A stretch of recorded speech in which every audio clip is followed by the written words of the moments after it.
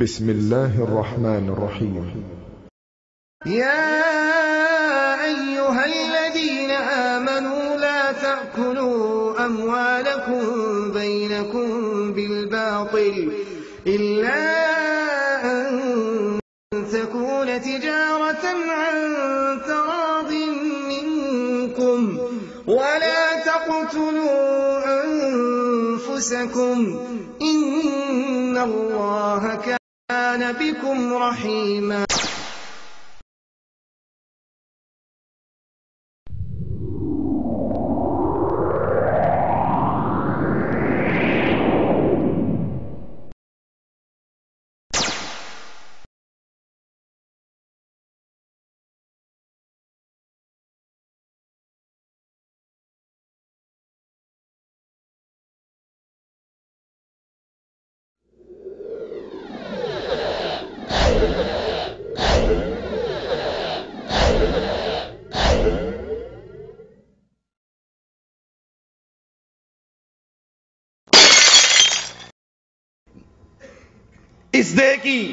اس دن کی حقیقت، اس دن کا اصل قصہ کیا ہے؟ یوم محبت رومن بت پرستوں کا تہوار، ان کے تہواروں میں سے ایک تہوار ویلنٹائن ڈے مسلمانوں کا تہوار نہیں۔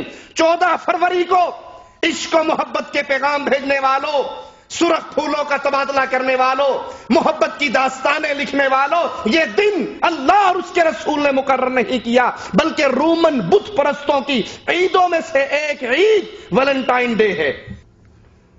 دین نصرانی کے علماء نے، قرآن و حدیث کے علماء کی بات نہیں، اس وقت کے عیسائی علماء نے بھی، دین نصرانی کے عالموں نے اس گندی رسم کی مخالفت کی اور اس کے برے اثر کو بیان کیا کہ اس سے لڑکے اور لڑکیوں کا اخلاق برباد ہو رہا ہے، لڑکی اور لڑکوں کے کردار پر برا اثر پڑ رہا ہے، اور اس کو ناجائز قرار دے کر بین کر دیا۔ اس قاتلانہ رسم پہ بین لگا دے تو اسپیشل آرڈر کر کے ایک ہفتے کے لیے اس بین کو ہٹا کر اپنی بدماشی کر کے پھر بین کو کھول دوبارہ لگا دیتے ہیں۔ یہ بسنت کا تہوار، یہ ویلنٹائن ڈے، یہ دیوالی کی رسم، یہ کفار کی عیدیں ہیں، یہ اہل ایمان کی عید نہیں ہے، یہ مسلمانوں کی عید نہیں ہے۔ مسلمانوں پر صحابہ کے دور سے اجماع رہا ہے کہ مسلمان کافروں کی عیدوں میں شامل نہیں ہو سکتے۔ اہل ایمان کیسے ہوا کرتے ہیں؟ اہل ایمان روشن خیالی کے چکر میں اپنے دین سے ایسے ہاتھ نہیں دھویا کرتے، اپنے دین سے ایسے دور نہیں ہوا کرتے کہ انہیں یہ فرق ہی ختم ہو جائے کہ جس تہوار کو ہم منا رہے ہیں یہ محمد کی شریعت میں ہے بھی یا نہیں صلی اللہ علیہ وسلم، کہیں یہ رسول کے دشمنوں کی پیداوار تو نہیں ہے۔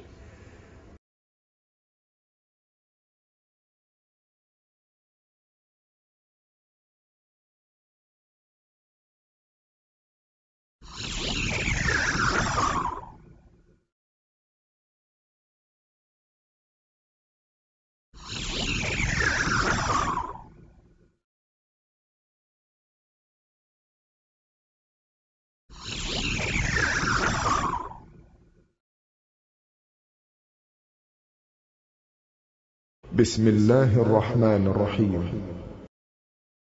يا أيها الذين آمنوا ادخلوا في السلم كافة ولا تتبعوا خطوات الشيطان إنه لكم عدو مبين. نحمده نصلي على رسوله الكريم. اعوذ باللہ من الشیطان الرجیم. بسم اللہ الرحمن الرحیم. ومن يبتغي غیر الاسلام دینا فلن يقبل منه وهو في الآخرة من الخاسرین. یہ دین اسلام اللہ عز و جل کی طرف سے اتارا ہوا اکمل دین ہے. زندگی کا کوئی حصہ، دنیا میں رہتے ہوئے کوئی ایسا مسئلہ اسلام نے اپنے ماننے والوں کے لیے اس کے اندر پیاس کا راستہ نہیں چھوڑا، بلکہ وہ نماز کا، عبادت کا طریقہ کار ہو یا طہارت کا طریقہ ہو، شادی بیاہ ہو، موت و حیات ہو، کاروبار و تجارت ہو، سیاست اور حکومت ہو، غرض اسلام زندگی کے ہر مسئلے پر روشنی کا مینارہ ہے، چمکتا ہوا ستارہ ہے۔ اور یہی یہودی صحابہ کرام کو طعنے دیا کرتے تھے، تمہارا دین، تمہارا نبی بڑا عجیب ہے، یہ تمہیں طہارت اور استنجے کے مسائل بھی سمجھاتا ہے۔ یہ ان کا طعنہ تھا، اور حقیقت کے اندر یہ اسلام کا وہ مکمل ضابطۂ حیات ہے کہ اسلام زندگی کے ہر گوشے کے اندر اپنے ماننے والوں کو مکمل تعلیمات دیتا ہے۔ لیکن قیامت کے قریب کے فتنے، قرب قیامت کی وجہ سے دین اسلام کے ماننے والے قرآن و حدیث کی تعلیمات سے دور ہونے کی وجہ سے کتنے ہی وہ مسائل ہیں جس میں کافروں اور مشرکوں کے نقش قدم پہ چل رہے۔ کسی نے سیاست ان سے لے لی، کسی نے تجارت ان سے لے لی، کسی نے شادی بیاہ کے طریقے ہندوؤں سے لے لیے۔ زندگی کا کوئی نہ کوئی گوشہ مسلمان یہ سمجھتا ہے بس نماز، روزہ، حج، زکوٰۃ ہو جائے، باقی زندگی کے ساری فیلڈ کے اندر آپ آزاد ہو، شادی کرنا ہے جیسے مرضی کر لو، کاروبار کرنا ہے جیسے مرضی کر لو، سیاست کرنی ہے جیسے مرضی کر لو، اسلام قید نہیں کرتا۔ اور حقیقت یہ ہے کہ اسلام زندگی کے ہر مسئلے کے اندر اپنے ماننے والوں کو قید کرتا ہے۔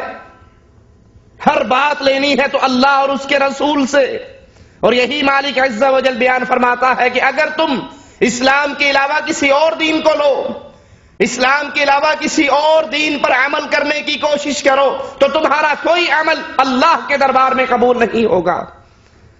اور اسی کی طرف اشارہ محمد کریم صلی اللہ علیہ وسلم نے فرمایا کہ میری امت میں کچھ ایسے لوگ ہوں گے جو کفار کے پیچھے چلیں گے، یہود و نصارہ کے پیچھے چلیں گے، ان کی تقلید کریں گے، ان کے مسائل کو اپنائیں گے۔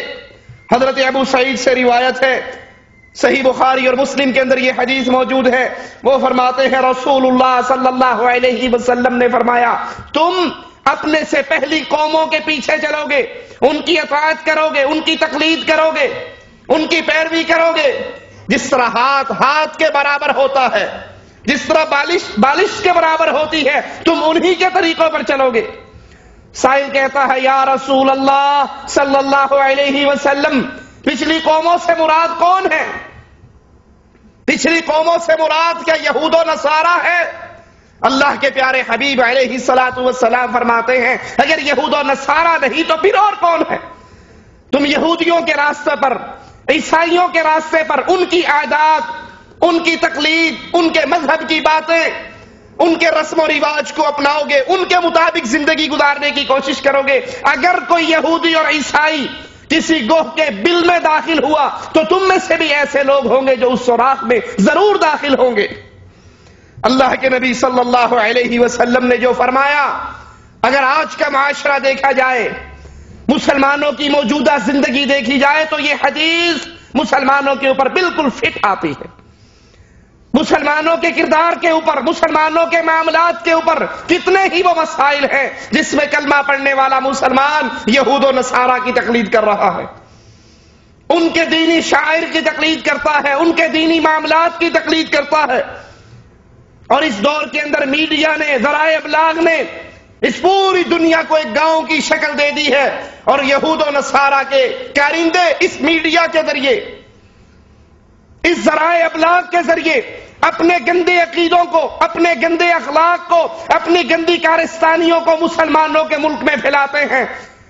کہیں ڈش اینٹینے کے ذریعے، کہیں انٹرنیٹ کے ذریعے، کہیں کیبل کے ذریعے، کہیں فلموں کے ذریعے، کہیں ساز اور گانوں کے ذریعے وہ ثقافت جو یہودیوں کی ہے، وہ طریقہ کار جو عیسائیوں کے ہیں، آج نمازی کے گھر کے اندر بھی ڈش اینٹینے کی وجہ سے وہی ثقافت، وہی کردار، وہی فلمیں، وہی گانے، وہی بد اخلاق معاملات ایک کلمہ پڑھنے والے کے گھر کے اندر بھی چل رہے ہیں جو یہود و